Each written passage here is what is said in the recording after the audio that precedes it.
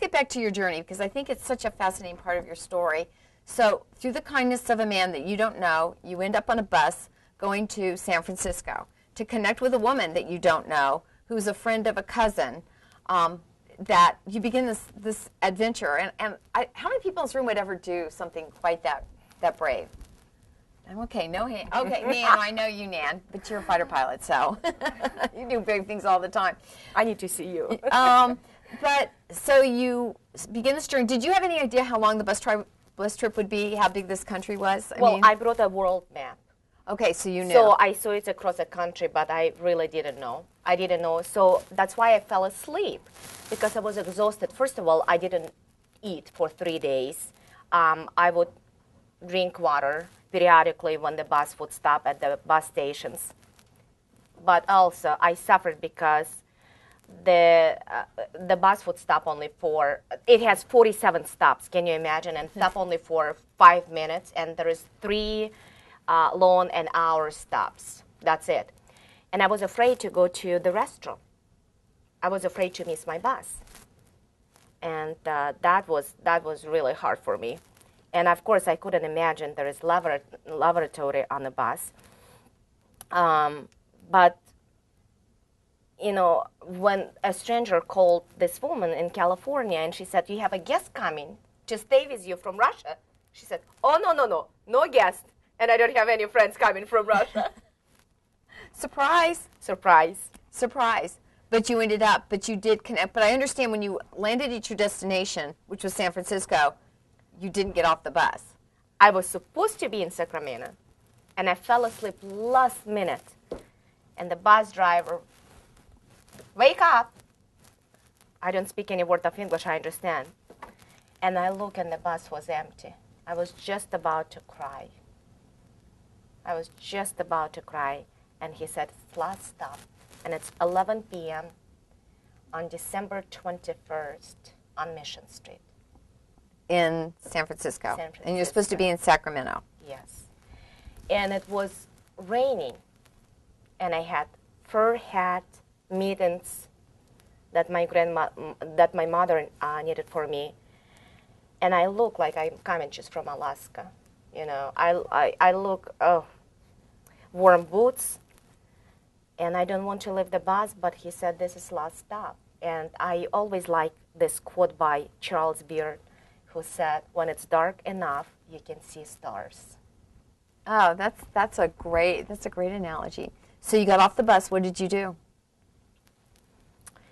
I went straight across the street, and I ended up in Tenderloin. And the homeless man decided to take my backpack, and I was so dehydrated that my vocals just gave up.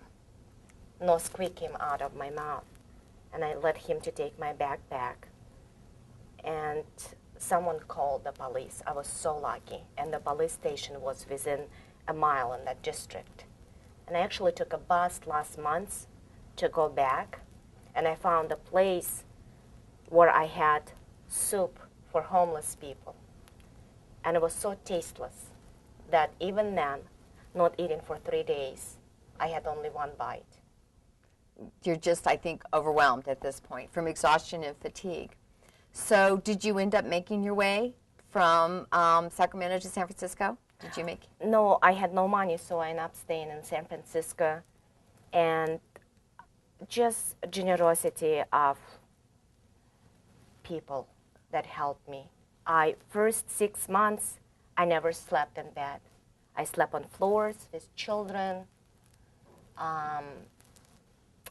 I think when I got off the bus, my first thing was I just wanted to brush my teeth, take the shower, and drink enough of water. That's all I wanted, and I would be happy. I would be like the happiest person on earth. So at this point, you weren't like, "I'm getting on the next plane and going home." You were in it? Oh, no, yeah. I'm the person, if I make the decision, I go with that. So what was your first job when you got here? I was a cleaning lady. I used to scrap restrooms in Tenderloin of San Francisco for prostitutes. So, and tell us about Tenderloin, what that area is. It's one of the most... Back then, I was making only $5 a day in 1992. I couldn't afford a cup of coffee at Starbucks or to buy a magazine. Sometimes I couldn't afford to pay for bus fare, so I walked. I had one pair of shoes that I bought from Payless for less than $5 that I wore for 2 years.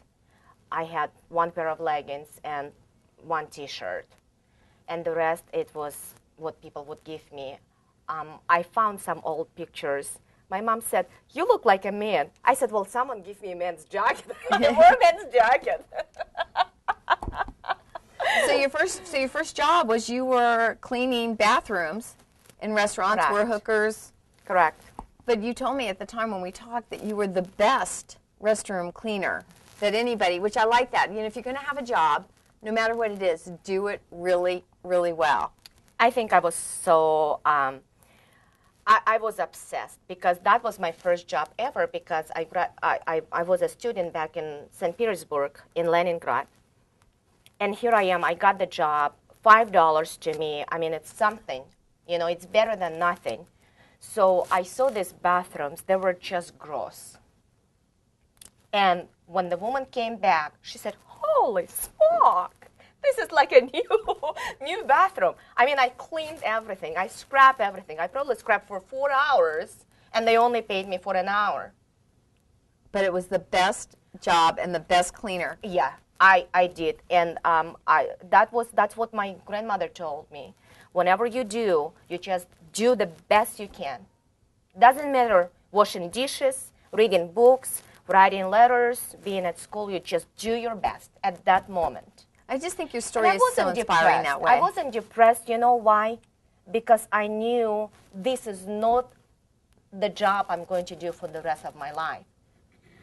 But if I'm not going to do the best right now, at that moment that is given to me, I'm not going to move forward. I think that's a really important lesson here. It's to do the very best you can because it's a journey. If you know where you're going, you know it's not going to be forever. So take the time to do the very best you can at that moment. I think that's a really important life lesson today. What I learned about referrals. That's the first time I learned that the woman, the hooker, was so impressed with the quality of my work. She said, "You need to clean prettier bathrooms." I said, so she promoted me. She referred me to somebody else, and it was a much nicer house. And, you know, I was charging, they paid me, not like I was charging, like I had no control, no power. People were generous. And from that moment, I was making, you know, from $5 a day, I was making $20 a day, $40 a day, you know, $100, $400 a month, and it just went on. And I was able to hire an immigration attorney, not only an attorney, but one of the top, Terry Halbush in San Francisco, who did not charge me any interest rate and give me a loan. And that time, I had, my salary was $400 a month. I was so intimidated, Cynthia, to go to financial district in San Francisco. And back then, people were just dressed beautifully, sharp, you know, suits, beautiful. And here I am, leggings and my old shoes, beaten up shoes from Payless. But she treated me like I was the richest person on this earth. And she said, "I think I can win your case." And she said, "Because of you, I learned so much about Russia." And she said, "You just stick and just hold on there. And we're going to," it took us 10 years. Is that normal? It takes 10 years to go through the immigration process? I didn't follow the immigration, you know, reforms, and I don't know, but I think it's about 10 years. Yeah.